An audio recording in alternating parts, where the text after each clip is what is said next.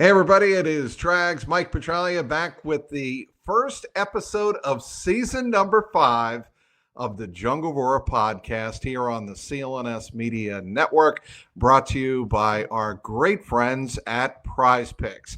And what better way, there is no better way to kick off season numero 5 than welcoming back one of my very good friends on the beat and one of the best in the business, and I don't say that lightly, the one and only play-by-play voice of the Cincinnati Bengals, Dan Hoard, who is also very busy trying to get the Cincinnati Bearcats basketball program healthy again. They're on the right track. They have won 2 in a row in Big 12 play. They have a monster game coming up against the Utah Utes on Tuesday night at Fifth Third Arena.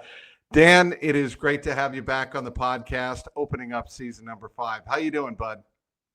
Trags, I'm great. Thanks for having me on. And you missed the most important aspect of my bio in the introduction, the first ever guest on the Jungle Roar podcast. I'm back. I'm still waiting for my 5-timers jacket, like Saturday Night Live. I'm sure you'll give me one at some point, but I'm very happy to be on with you again. It will be orange with black stripes, of course. Love it.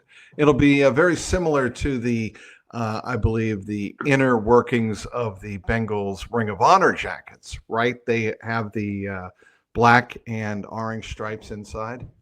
That's right. Yeah, those are nice. They've really done a nice job with those. You can tell. Yeah, you can tell that the recipients are moved when they get their Ring of Honor jackets. So hopefully Dave Lapham is wearing one sometime next year. I'd like to see him be inducted in this year's class. He'll certainly get our vote as season ticket holders in the Hoard family. So my fingers crossed that this is the year that my partner gets in.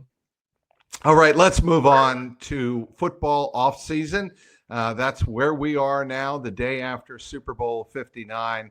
And I've been asking this of my last couple of guests here on the pod. Asked it of Richard Skinner a couple of weeks ago, asked it last week of James Rapine. And the question is, if you had a team, a Super Bowl team that participated this year, either the Kansas City Chiefs or the Philadelphia Eagles, which team would the Bengals most like to emulate going forward and why? Philadelphia, because they won the game. That's an easy response. But also because I think, they provided a blueprint for everybody for how you win championships. It starts up front. So the Bengals really need to improve their defensive line. They need to improve their offensive line as well, but to a lesser extent, in my opinion. You're set at the tackles. You're okay at center. You can upgrade the guards. But the defensive line has to get better. I think that is the number one objective in terms of adding to this roster. I guess the number one objective is keeping the guys you want to keep. But beyond that, in terms of adding personnel, you really have to attack that defensive line. Yeah, I would agree with that, Dan. And obviously the conversation regarding Tee Higgins is going to dominate the headlines, and Jamar Chase until those deals get done.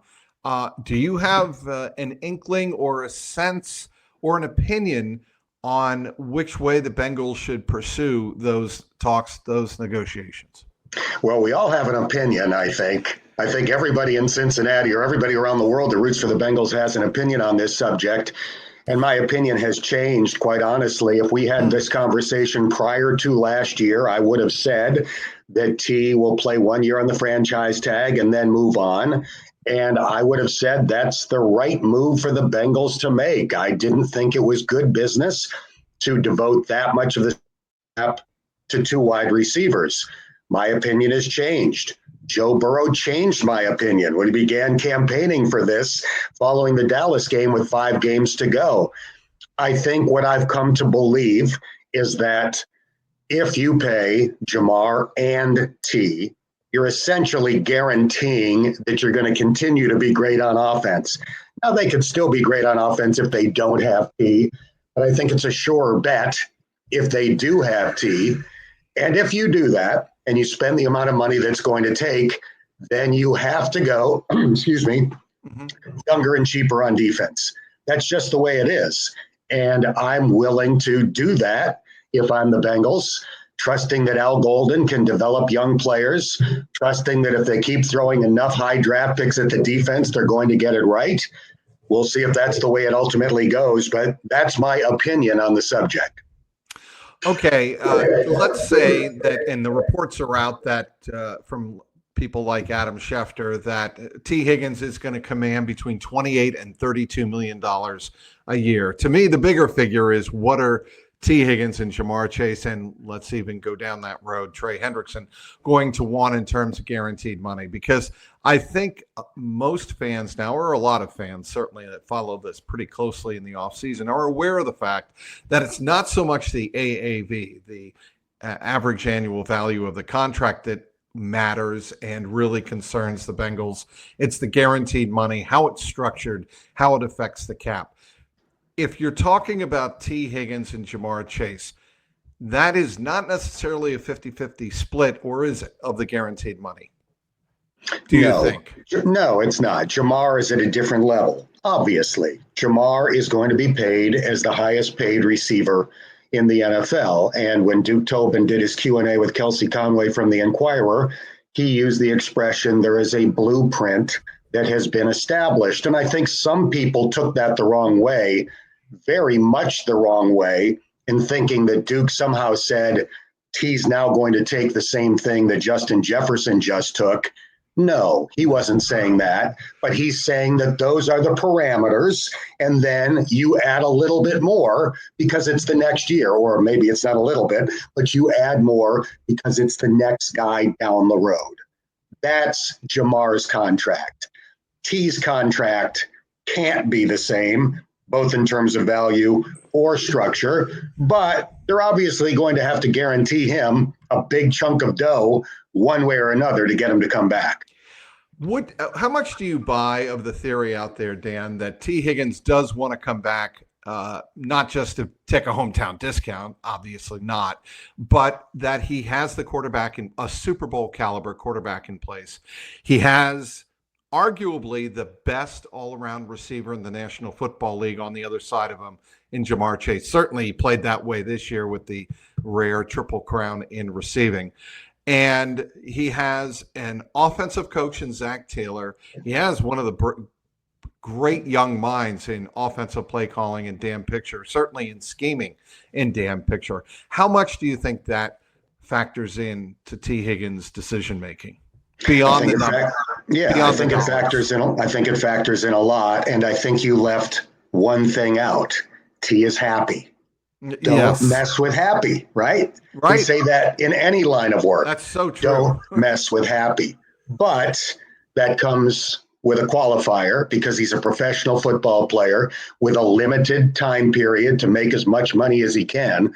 So do I think, based on the things that Joe Burrow has said, based on the fact that he changed agents, and based on some of the things that T has said, that he would be willing to take a little bit less? I do. I do think that his one consideration isn't to be, to make every last dollar he possibly can. Does that mean he's going to take a massive discount? I don't think there's any chance of that. So it's got to be close to what he could get on the open market. But I think because of great quarterback, chance to win a Super Bowl, running mate that he loves, and the fact that he's happy in Cincinnati on this team with this coaching staff, I think all of that adds up to making it possible that maybe he'll take a little bit less to make this all more possible for everybody. In an interview that aired on Fox 19 just after the game ended on Sunday night, Super Bowl 59 ended, it was Tee Higgins telling Joe Danneman that he's done pretty much all he can. He'd love to return. That's obvious for all the reasons you and I have just mentioned. But it's out of his hands now. And it seemed like to me he was pretty much at peace in terms of doing everything he could up until this point to politic for the best case to return to Cincinnati. Now, truly, it is up to his representation and to the Cincinnati Bengals ownership and their front office to get the deal done. I saw the interview that you're referring to, and it was great. But obviously, in my opinion, Trags, it was no different from Tee Higgins' interviews at training camp in July. He's been saying essentially the exact same thing for half a year. I would like to stay. I hope it will get done. If it doesn't, I'll move on and do my best somewhere else. So I think he's made it clear. If he can get the type of deal that he considers to be fair, he would love to be back. If they can't work it out, that's the way it is. It's pro football. He'll move on and he'll try to succeed somewhere else. So I think T honestly has been pretty consistent in his messaging from the very first day of training camp. What were your biggest takeaways from Joe Burrow's messaging over Super Bowl week? It goes back to the Dallas game, as I mentioned. I mean, I think we were all shocked in the aftermath of the win in Dallas when Joe, seemingly out of nowhere, began expressing confidence that they would re-sign T, talked about how he would do what was necessary, then a few days later referred to it as a need. That changed the conversation, in my opinion, and it changed my opinion on the subject. Since then, he's essentially been campaigning to, first and foremost, keep Jamar and T, and then to a lesser extent, Trey, and now Mike Gesicki. So Joe Burrow doesn't say anything without understanding the impact of his words. So I think he has really, tried to convince the public that it's possible. And I'm sure publicly and privately with the Bengals front office expressed how important it is to him to get it done if possible. He also knows he's not the general manager. He also knows he's not the president of personnel, vice president of personnel like Duke Tobin is. He's not the executive vice president like Katie Blackburn is. Joe Burrow knows where he is in the organization and the organizational structure. He's the most important player. He's the franchise player. There's no questioning that.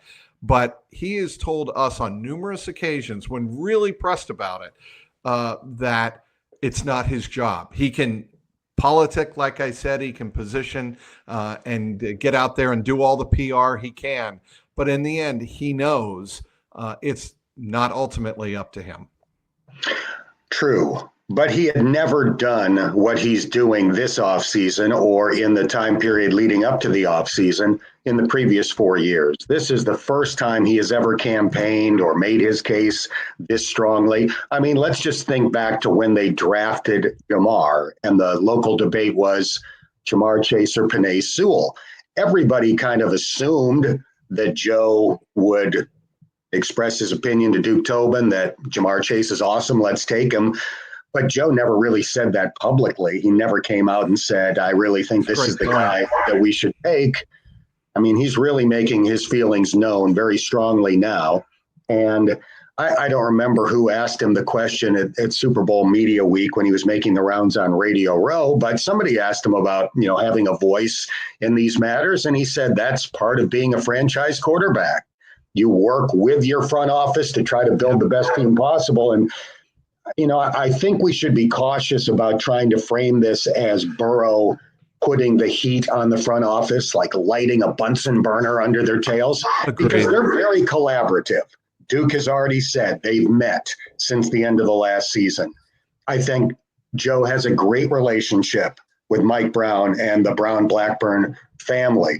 So, they probably would prefer that maybe he didn't say some of the things he said publicly, but I don't think that this is an adversarial thing. I think we all believe that Joe Burrow not only wants to keep receivers that he trusts and players that he believes in, but ultimately wants to win a Super Bowl. And he's looking at this whole thing and he's made the calculated decision in his own mind. Keeping these guys is the right move going forward. Like I said, it means you're going to have to go cheaper and younger on defense. That's just the way it is. It can be done. So let's see if they are able to pull that off this offseason. But Joe has convinced me, so I'm very eager to see how it plays out. Talking with Dan Hoard, the exceptional play-by-play voice of the Cincinnati Bengals.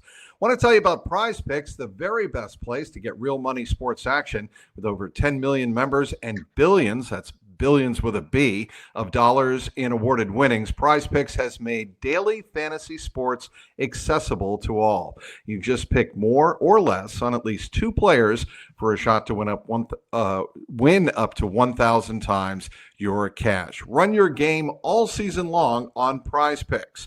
All-Star Weekend for the National Basketball Association is almost here, and Prize Picks is the best place to win cash while watching your favorite players during the game and then Saturday night events like the three-point contest. Prize Picks embedded the flex play, which means you can still cash out if your lineup isn't perfect. You can double your money even if one of your picks doesn't hit. Prize Picks puts their members first, so all the withdrawals are fast, safe, and yes, secure. When my picks hit, I can get my money in as quick as 15 minutes. Sign up today and get $50 instantly when you play $5. You don't even need to win to receive the $50 bonus. It's guaranteed. Download the app today and use the code CLNS to get $50 instantly after you play your first $5 lineup. Again, download the app today and use that code CLNS to get $50 instantly after you play your first $5 lineup. Prize Picks, run your game. Back with Dan Hoard of the Bengals Radio Network. And yes, University of Cincinnati Bearcats athletics, football and baseball, basketball, to be specific. Dan, I want to talk about Trey Hendrickson a little bit and the kind of season he had and just how important it would be to bring him back under some type of contract extension. He's your best defensive player on a team that didn't have a great defense. So you'd certainly like to bring him back. To me, Trags, it feels like this is going to come down to the length of the deal. Again, Duke, in his interview with Kelsey, said he deserves a raise. We'll give him a raise. We want to try to give him an extension, but it's not a matter of giving it to him. You have to agree to it. So I just feel like it comes down to length. He's 30 years old. If he wants 3 more years, would they do that? I don't know. That seems unlikely to me.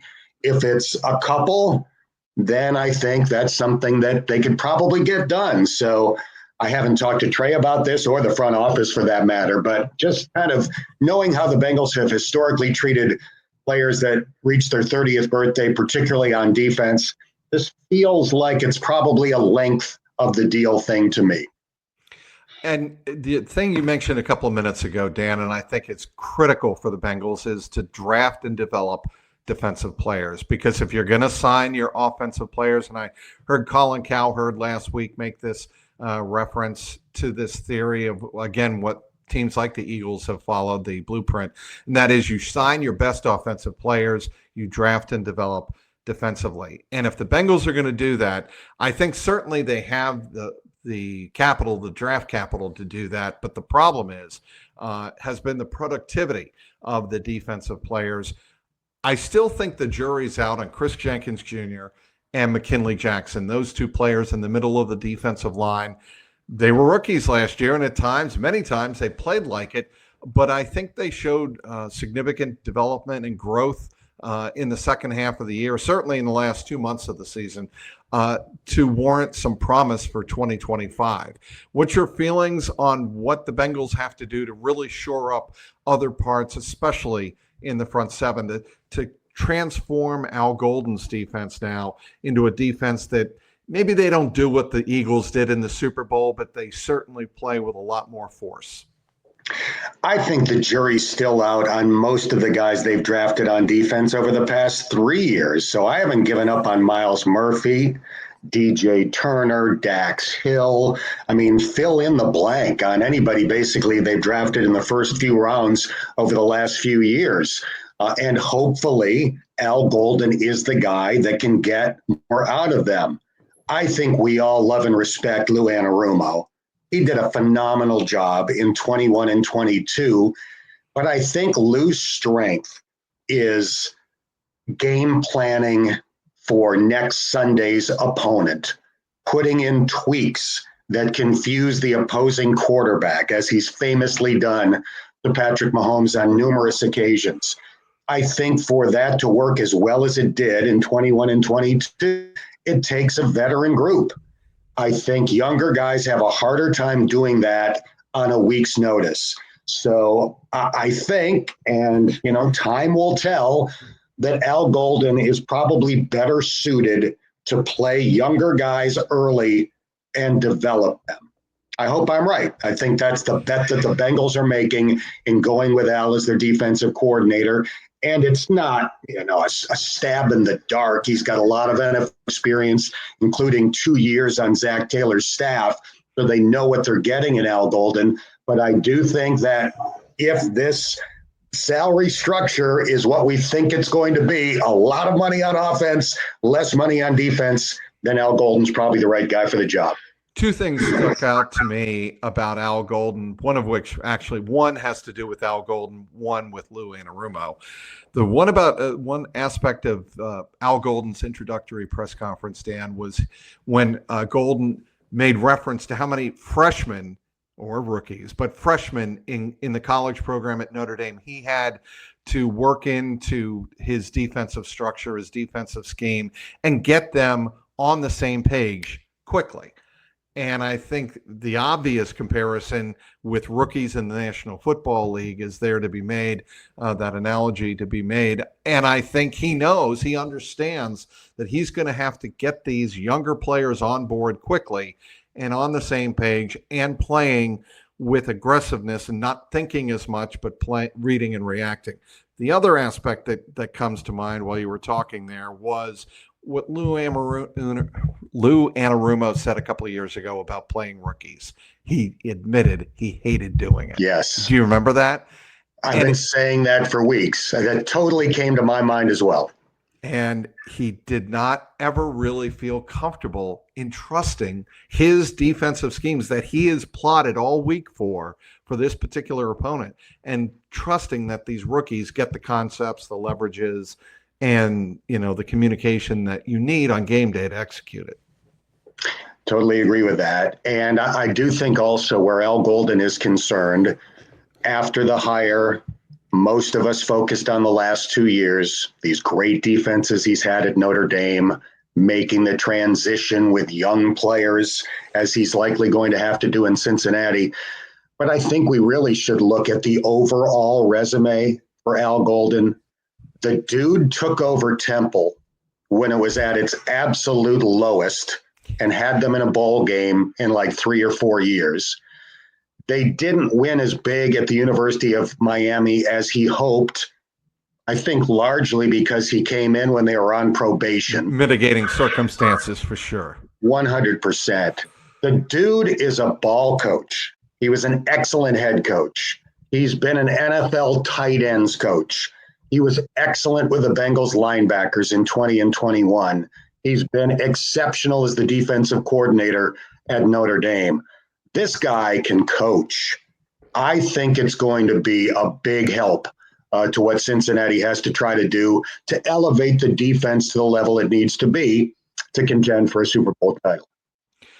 Do the Bengals have to get tougher through the draft and free agency in terms of the players they're drafting and bringing on board? I think they need to get bigger. Maybe that's tied into toughness to a certain extent. But I think in the AFC North, where those 6 games have such a big impact on your ability to make the playoffs and your ability to host one or more playoff games, they just weren't big enough inside, particularly on defense. They've got to get bigger. So that's, partly in the drafts. I would like to see them sign an experienced run-stopping type defensive tackle, add him to the mix. I don't think they had enough girth inside after losing DJ Reader. I think they need to get that back. Yeah, and I think, and I can't remember them right off the top of my head, but the Eagles have a couple of free agents that could be hitting the market. And I think if you're looking to steal from the best, I think that's always a great place to start. Now, who knows what the asking price will be, and who knows what the Bengals will even have available to them after getting done with Jamar Chase, Tee Higgins, hopefully, and Trey Hendrickson, hopefully. But that certainly is a great place to start. Any other issues that you think the Bengals need addressing this offseason that come to mind beyond the coaching and the talent and the roster building? Well, they have quite a few free agents, and those other guys have been buried by the discussion of Jamar, T, and Trey, rightfully so. Those three guys are superstars, and the other players that we're talking about don't necessarily fit that description. But what about B.J. Hill, Mike Hilton, Mike Gesicki? I feel like I'm in the minority and in a significant minority in wanting Mike Hilton back. It seems like everybody said, he's 30, he's undersized, his coverage skills aren't as good as they used to be. All of that's true.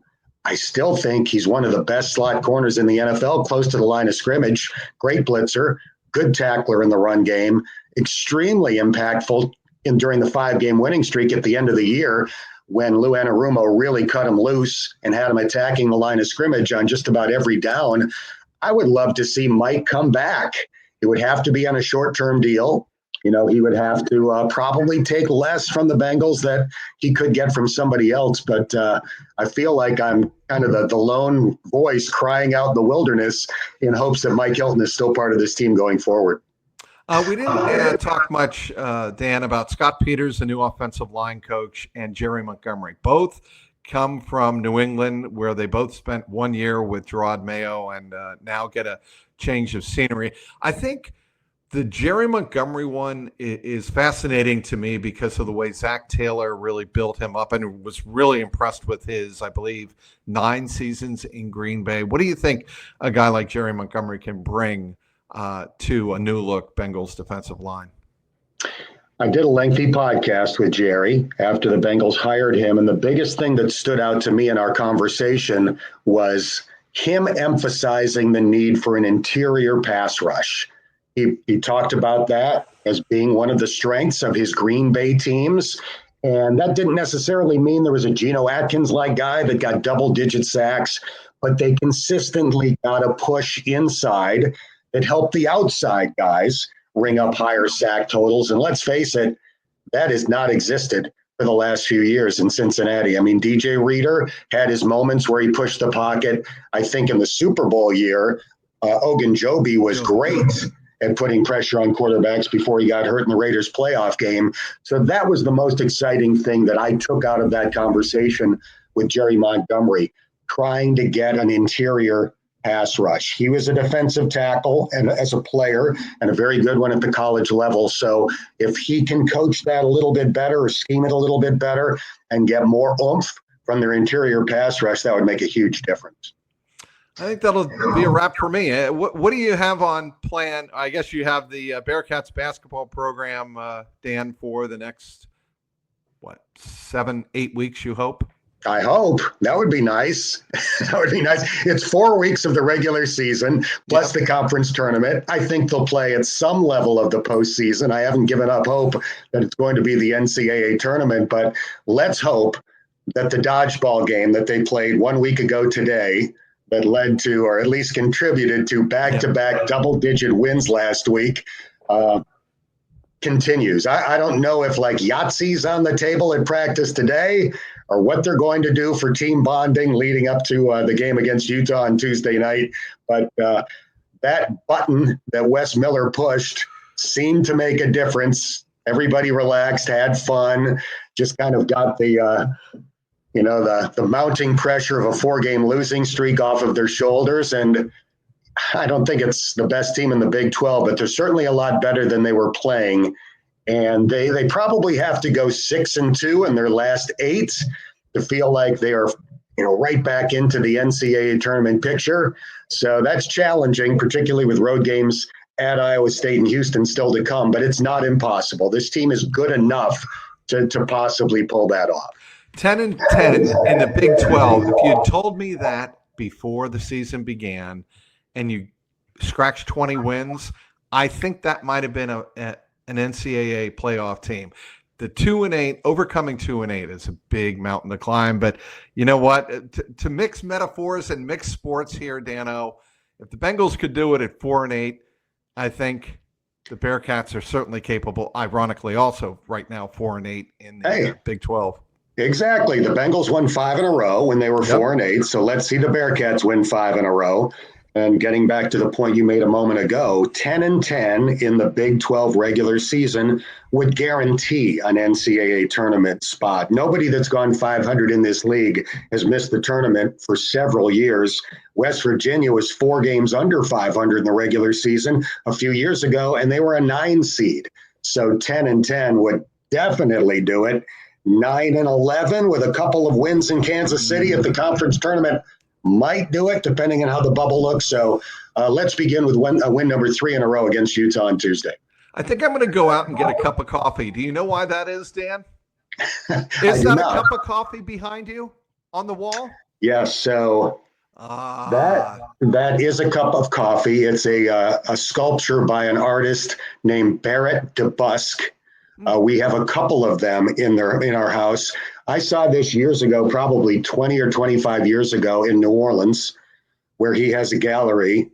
My wife and I love that coffee cup. I'm in my kitchen. We have another one in our family room that's really cool. So they are these wire sculptures that he does, and we love them. It's really cool, right? Yes, it is, and it's inspiring me to go out and to my favorite establishment and get a cup of coffee after I finish producing this Jungle War podcast, episode 1 of season number 5, just like it was way back in the day, season number 1, episode number 1, with the one and only Dan Hoard. Dan, you're the best. Thank you. Trags, thanks for having me on. I always enjoy it.